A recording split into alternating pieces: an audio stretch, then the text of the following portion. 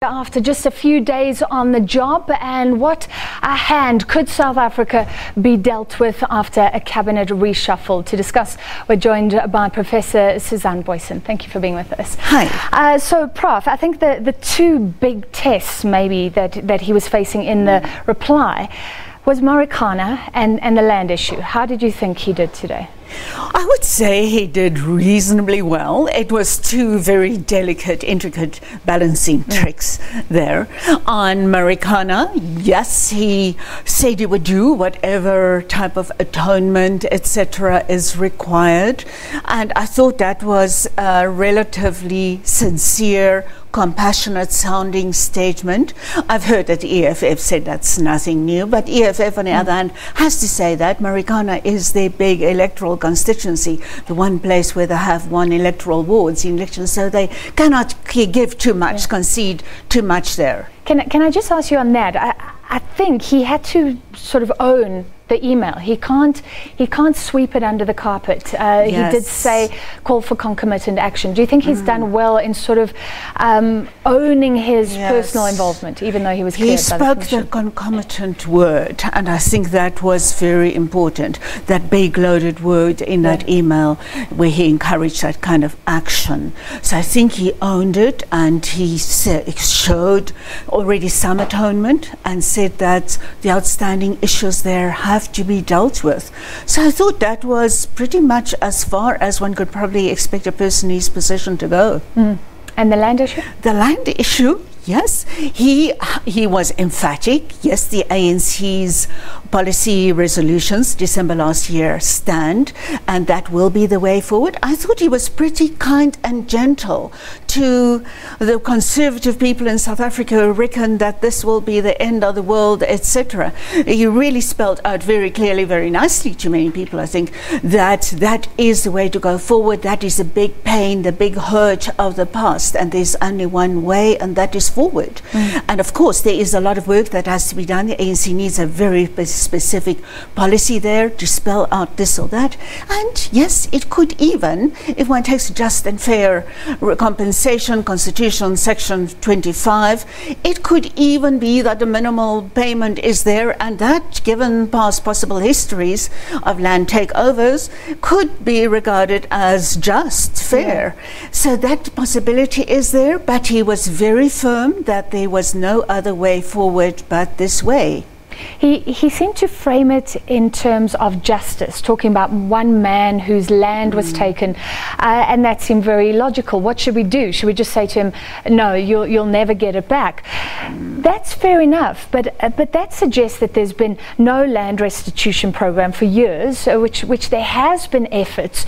There's never been a sense that we'll just leave people who lost their land. And you know, this seems if you take his logic forward, it seems then only just to go ahead with expropriation without compensation if farmers are pushing up prices or refusing to sell in that land redistribution program. But we don't have that information, do we?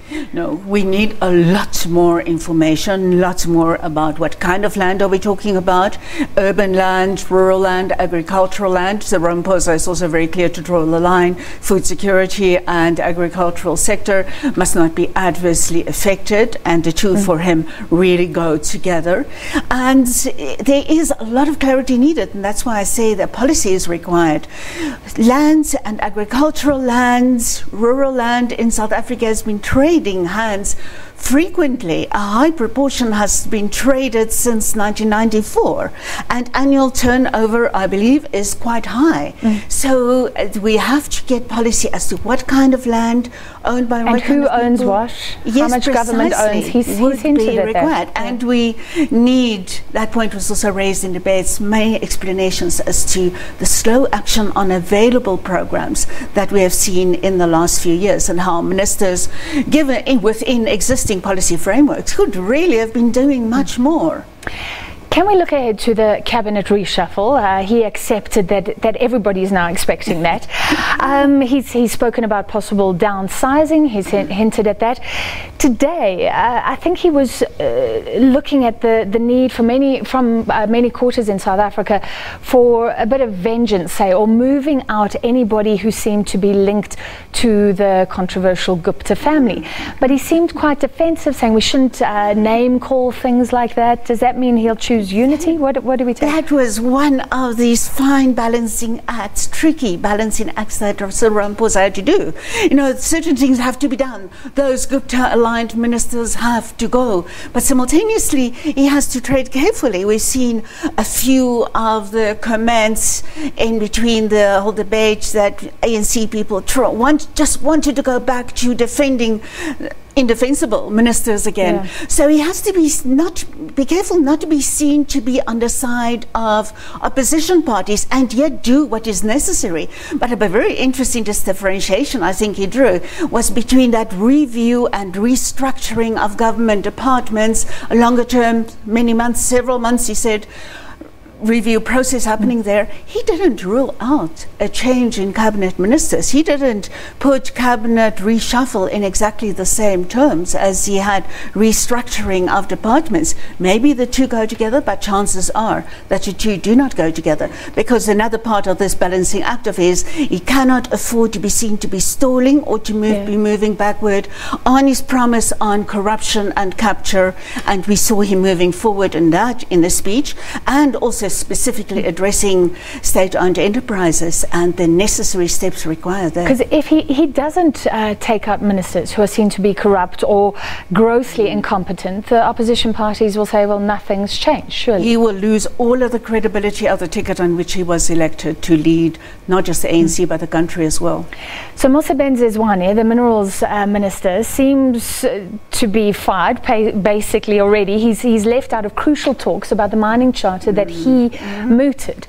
Can we read that into that he is on his way out? It's almost like the Zuma style of retrenchment, cut him out of cabinet, effective cabinet decisions, cut him out of SONA, sort of a gradual constructive dismissal.